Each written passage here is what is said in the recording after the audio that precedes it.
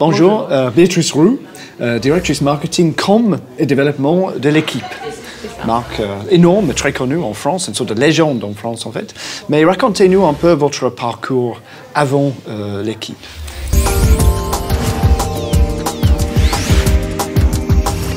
Avant l'équipe, j'ai déjà beaucoup travaillé. En fait, j'ai commencé par un parcours assez classique dans les produits de grande consommation et le marketing, chez L'Oréal, chez Hasbro, les jouets, un peu chez Procter. D'accord. Et puis après, j'ai fait un virage vers les médias, donc qui était Canal+. Je suis rentrée chez Canal+ en 96, au moment où la boîte était vraiment au top du top. Et là, je suis rentrée pour mon expertise produits de grande consommation et en fait, essayer d'appliquer ces techniques-là à la vente d'un média, puisque Canal+ a cette spécificité, c'est qu'on ne peut faire que s'abonner à Canal pour pouvoir regarder.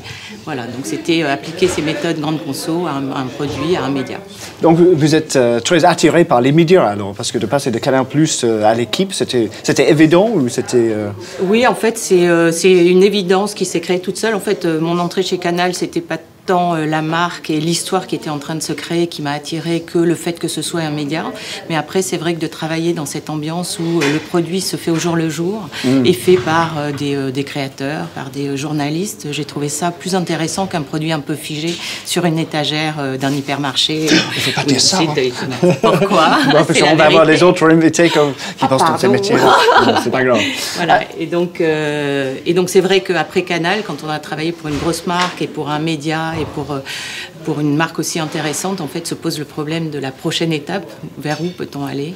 Et ça faisait partie de mes critères, en fait, c'était de garder une grosse marque très attractive, emblématique, mais une marque qu'il fallait peut-être un peu réveiller. D'accord, ok, ça c'est intéressant aussi. On va parler de ça tout à l'heure. J'ai une autre question un peu plus relax, un peu plus fun. Le plus bel moment, le moment dont vous êtes plus fier. C'est une succession de moments en fait. C'est vrai que c'est la saga, le territoire d'expression durable que j'ai réussi avec BETC à créer pour Canal+. C'est vrai que ça a été des grands films de pub, des grandes campagnes d'affichage avec un échange très intéressant avec BETC, qui est bien sûr largement partie très prenante de ce grand succès. Mais c'est vrai que ça a été des histoires professionnelles intéressantes, des histoires personnelles aussi passionnantes. Donc voilà, ce dont je suis plus fière, c'est cette grande saga de la communication Canal+, dont tout le monde me reparle. Oui, bien sûr, encore. On adore tout ça.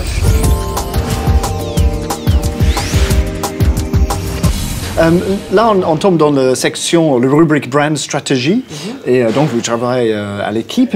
Évidemment, moi je suis un journaliste print, je suis un vieux journaliste print, et donc moi j'aime bien toucher le papier, et l'équipe aussi c'est le papier, plein d'autres plateformes aussi. Donc ça va pour le papier, ça va continuer à être imprimé? Alors ça va à peu près. En fait, l'équipe, là on vient de faire un fonds de marque l'année dernière, en fait l'équipe est une marque emblématique en France, comme vous le disiez. C'est même quand on n'est pas fan et dingue de sport, on connaît l'équipe et on aime ça, on est une institution, les consommateurs disent qu'on est la Bible du sport. Et par contre, on est très ancré dans le papier, c'est-à-dire que ce qui représente cette marque, c'est le quotidien. Et en effet, comme tous les quotidiens en France, mais dans le monde, partout, en fait, la diffusion du papier baisse parce que les usages des lecteurs changent. Beaucoup de choses sont produites sur Internet. On a toujours son smartphone avec nous. Nous-mêmes, on a produit des sites Internet qui sont très puissants et très fiables et appréciés des internautes. Donc c'est vrai que le papier a une baisse structurelle qui va se poursuivre. Donc mon job en partie, c'est de faire en sorte que cette baisse soit la plus lente possible. Oui. Mais maintenant, on se pose tous la question dans les médias de savoir si le papier, et dans l'édition, d'ailleurs, les livres aussi, si le papier disparaîtra. Moi, je crois que la dimension émotionnelle et charnelle du papier fait que ce média persistera. Certains annoncent la disparition du papier. Alors, suivant les pays, c'est assez précis. Je crois que c'est en 2050 pour la France, en 2025 pour les États-Unis. Moi, ça, je ne le vois pas. Par contre, ce qu'il y a de sûr, c'est qu'il faut, et ça fait partie de mon job, prévoir des relais de croissance qui se développent très rapidement pour compenser la baisse structurelle. Mais en tout cas, ce qui restera de manière certaine, c'est la nécessité de produire un contenu à valeur ajoutée, un contenu approfondi, avec des gens qui savent écrire, même sur Internet, c'est important, des gens qui savent illustrer, des gens qui savent titrer, tous les métiers de base de ce qui fait la gloire du papier, du journalisme, etc. Tout ça sont des fondamentaux qu'il faudra défendre. Ouf, je peux garder mon boulot, alors je peux continuer à être journaliste. Exactement. Non, j'ai pensé aussi de l'équipe ce matin parce que je suis anglais, comme vous avez compris, et il n'y a pas d'équivalent. Je pense qu'il n'y a pas d'équivalent de l'équipe en Angleterre, et donc c'est un phénomène pour moi français. Mais pourquoi ici? Alors c'est un phénomène français, italien et espagnol. On en a des gros quotidiens sportifs. Dello Sport. Voilà, Marca, AS en Espagne. C'est vrai. Par contre, pourquoi est-ce que l'équipe a réussi à garder cette position? Parce qu'on a été quand même pas mal attaqué par des titres concurrents et qui ont à chaque fois disparu du marché. En fait, je crois qu'on a déjà une grosse antériorité derrière nous. En 1946, en fait, le 28 février très exactement, on fête nos 70 ans l'an prochain, Jacques Godet en fait, a créé la marque L'Équipe. Et en fait, ce qu'ils ont très vite imaginé, c'est de créer les événements sportifs dont l'équipe allait pouvoir parler. C'est-à-dire qu'ils ont créé leur matière première en faisant des vraies compétitions internationales de renom, puisque le Tour de France a été repris par l'équipe. On a créé la Champions League. Voilà, quoi, des événements qui permettaient de raconter des feuilletons, des aventures humaines, des aventures de sportifs. Donc vous avez créé le brand content avant l'heure, en fait. C'est vrai, on peut le dire comme ça. J'avais jamais réalisé, mais c'est vrai, oui. Et juste une question un peu technique, est-ce que les lecteurs des supports digitales, le même des lecteurs papier, ou est-ce que c'est deux communautés totalement différentes? Alors, on a un lectorat un peu plus âgé sur le papier et un peu plus jeune sur le digital. Hein. Ça, c'est ce qu'on constate partout. Par contre, c'est vrai qu'en attitude de lecture, en fait, on va avoir une lecture plus rapide, mais plus fréquente au cours de la journée. Donc, les usages en fait du digital vont se faire différemment de ce papier, bien sûr. Oui, le côté news pour suivre qui a gagné le match, quel cheveu a gagné, etc., etc. Oui, c'est intéressant ça. Mais en fait, ça crée des opportunités énormes pour un journal comme l'équipe. Le digital? Oui. Alors ça crée à la fois des opportunités énormes parce qu'on peut aller conquérir de nouvelles cibles qui ne feraient pas le détour vers le kiosque pour acheter son journal.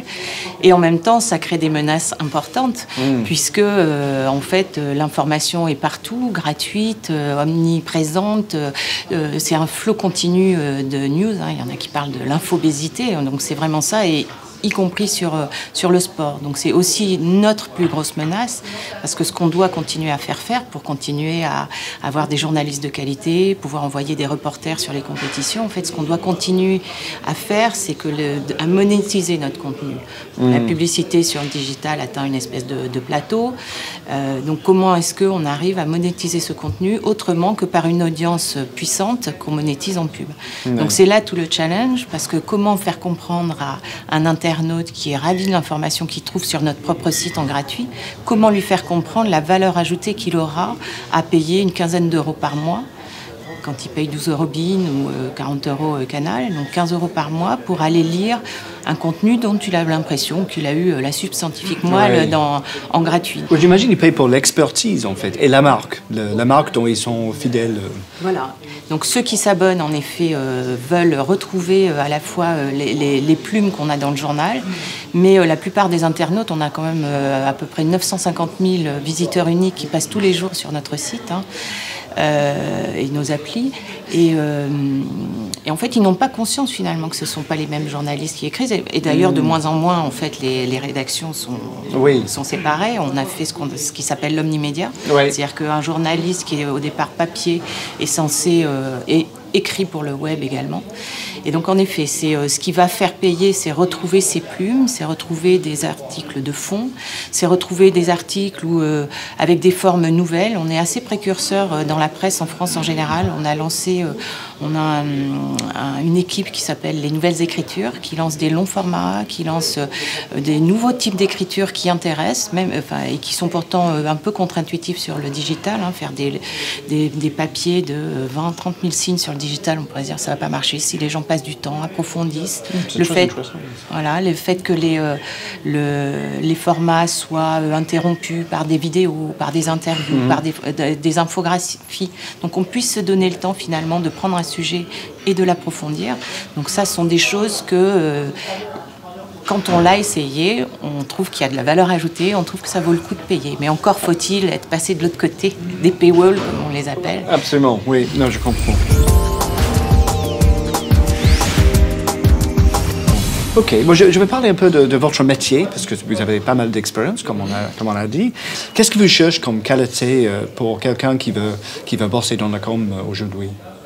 Alors, une grande curiosité.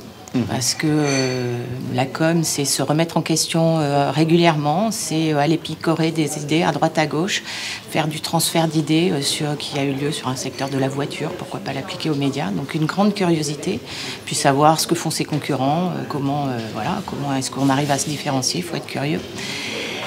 Il faut être flexible. Parce que forcément, le monde bouge à une vitesse incroyable. Il y a une quinzaine d'années, Google n'existait pas, Facebook non plus.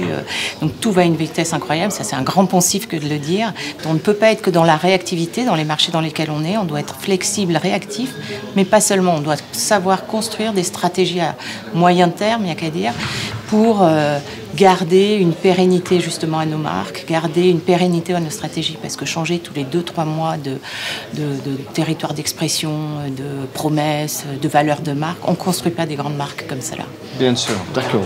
Ok, bon, vous avez déjà parlé un petit peu de Canal+, vous avez travaillé chez Canal+, et ce saga que vous avez créé avec BETC, tu sais, pub qui était génial. Et je voulais poser une question sur comment on travaille avec une agence pour arriver à quelque chose aussi bien, aussi spectaculaire. Est-ce qu'il y a des tips, est-ce qu'il y a des trucs pour bien bosser avec une agence? Il y a le temps qu'on se donne. C'est-à-dire que cette histoire-là, elle ne s'est pas créée comme ça. On bossait déjà depuis 2-3 ans ensemble avant d'être arrivé à la marche de l'empereur. Donc il y a se donner le temps, il y a se faire confiance. Et la com, c'est beaucoup une histoire de relations humaines. Et se faire confiance, c'est s'écouter, c'est emmener l'agence dans le backstage de son business, c'est les emmener au plus près du produit finalement. Oui. Et puis et puis accumuler les succès. C'est vrai que tant qu'il n'y a pas un succès partagé, c'est compliqué. Mais quand au premier, on prend confiance, au deuxième, et puis après, ça roule. Ce que j'ai remarqué, il y a une sorte de prise de risque parce que vous étiez dans le registre de l'humour, qui n'est pas toujours facile. Et c'était assez, parfois un peu risqué. Donc, comment gérer ça comme client? Est-ce que vous étiez jamais tenté de dire, ou non, c'est un peu too much, ou est-ce que vous étiez plutôt, la liberté de l'expression? Alors on s'est beaucoup posé de questions, de savoir si c'était pas too much, et notamment sur le placard où les avis étaient très partagés entre est-ce que c'est pas un peu un vaudeville un peu trivial alors qu'on vend du premium, ou est-ce que finalement c'est un bon humour. Alors c'est vrai que Canal c'est une marque premium, haut de gamme, mais qui s'est beaucoup fondée sur les guignols, les nuls, donc sur de l'humour qui est pas toujours très raffiné non plus. Oui, voilà, c'est ça le mot que j'ai cherché.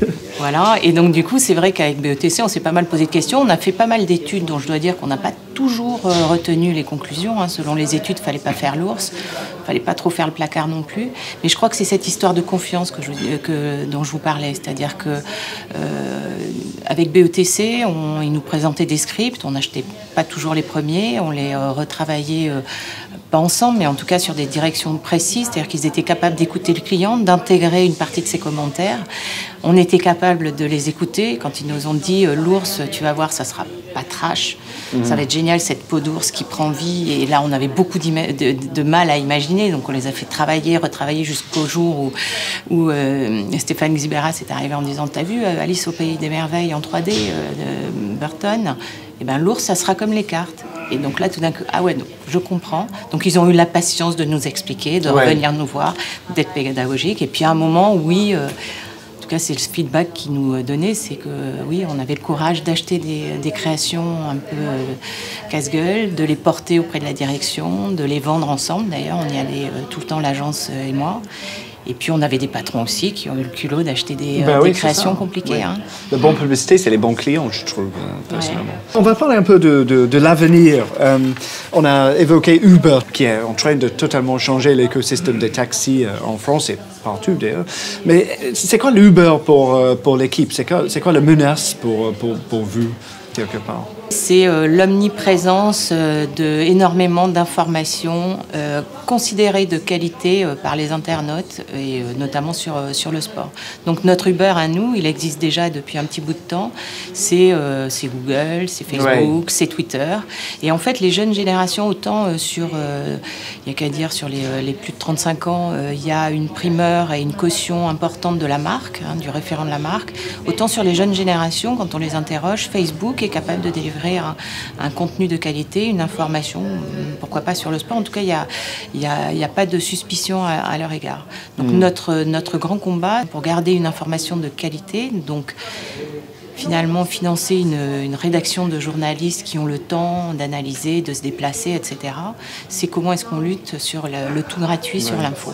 Et les journalistes, ils avaient du mal à adapter à ce nouveau monde-là. Parce que moi, comme je dis, je suis un journaliste print. Et ça m'a pris un moment de savoir que maintenant, je dois faire les vidéos aussi, que je dois avoir un compte Twitter, que je dois vraiment progresser dans le digital. Est-ce qu'il y a une sorte de problème d'adaptation chez eux Alors, il y a eu, mais en fait, c'est vrai que depuis 2-3 ans, on a eu un gros projet qui s'appelait l'Omnimédia, en fait, et qu'il y a eu un super travail du directeur de la rédac qui a été fait pour emmener justement tout le monde dans cette digitalisation.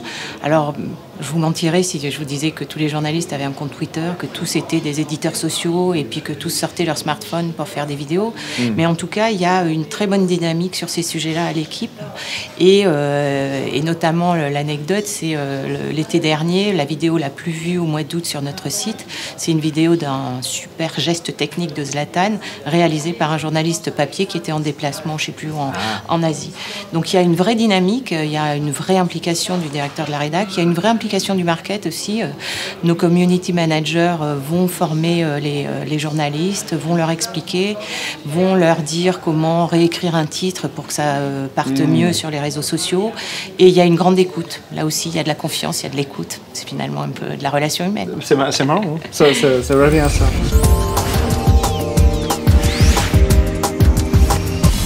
On va parler un peu de brand content. Tout le monde parle de brand content en ce moment, mais tout le monde a une idée différente de c'est quoi brand content. Donc, pour vous, c'est quoi? Je sais que vous avez fait des super opérations brand content à l'équipe. Vous m'avez parlé tout à l'heure de l'équipe des rêves. Est-ce que vous pouvez parler un peu de ça et en quoi ça représente l'avenir du brand content?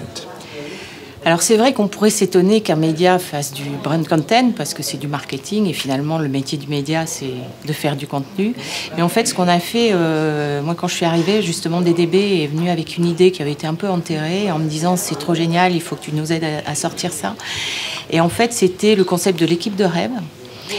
Et c'est vrai quand on est allé voir la rédac, ils ont été un peu étonnés en fait. On leur a dit voilà et si on faisait un journal qui seraient les matchs, les records dont vous rêvez et que vous aimeriez, sur lesquels vous aimeriez écrire en fait.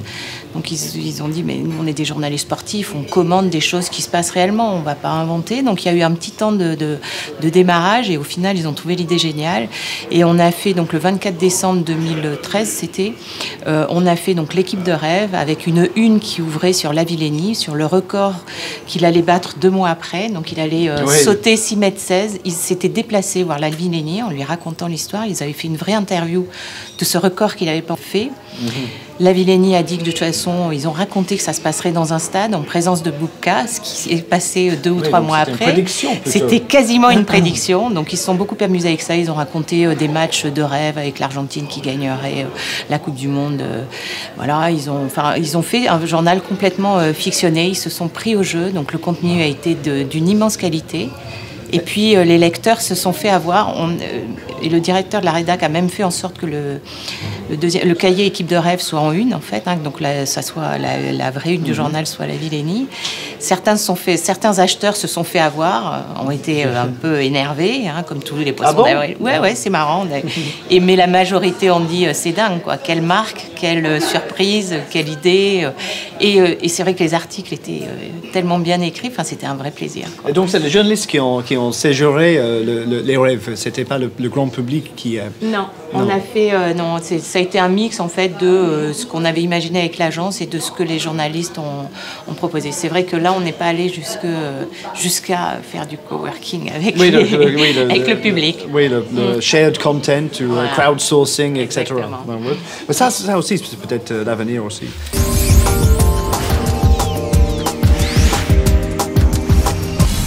Alors, j'ai une petite question qui tombe dans la rubrique sans tabou, mais ce n'est pas vraiment une question piège. C'est que, est-ce que vous pratiquez un sport? Est-ce que vous aimez le sport, en gros? Alors, je pratique et j'aime le sport, autrement, je n'aurais pas pu aller à l'équipe. Mais il y a une différence entre la pratique et l'amour de l'infosport. Voilà. Donc, je suis plutôt multisport dans ma pratique. Hein. Je fais pas mal de ski, de golf, de volleyball. Et voilà. Et je me suis mise récemment au yoga, donc on peut questionner est-ce que c'est une pratique, un sport ou quoi. Mais voilà, c'est en tout cas une activité physique très régénérante. Et après, dans mon amour du sport, oui, de fait de mon passé à Canal, j'ai une certaine culture du sport, donc qui est infinitésimale par rapport à n'importe quel journaliste sportif. Par contre, oui, je m'intéresse aux grands résultats des grandes compétitions. Et voilà. Et de toute façon, j'ai toujours voulu garder cette posture marketing à l'équipe et pas me mêler du refaire le match ou refaire le journal de la veille. Oui, bonne idée. Je donne, hein, n'est-ce pas? Bonne idée, oui. C'est eux les experts. Voilà. On ne va pas essayer de prendre leur territoire. Voilà. Moi, je donne des guidelines sur les attentes du lecteur, sur les attentes des internautes, sur la manière dont on pourrait renouveler, réinnover dans la manière dans les usages de lecture. Voilà, je ne vais pas dire ce qu'il faut dire sur le futur OM PSG. Non, j'imagine.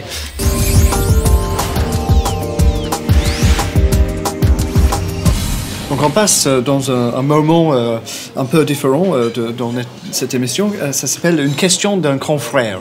Donc c'est Anne-Marie Gauthier de Bali qui a posé cette question. Elle dit Béatrice, quelle est ta méthode pour développer la créativité des agences? On a déjà parlé un peu de ça, non? Alors, je crois que j'ai pas de méthode. Et puis, la créativité, ils l'ont intrinsèquement. C'est comment est-ce qu'on arrive à la faire s'exprimer au final.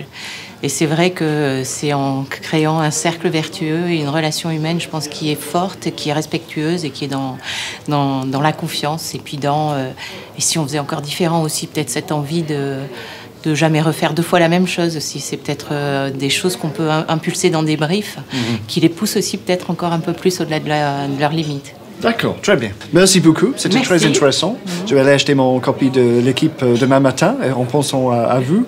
Et voilà, vous êtes libérés. Merci beaucoup d'être venu. Merci à vous.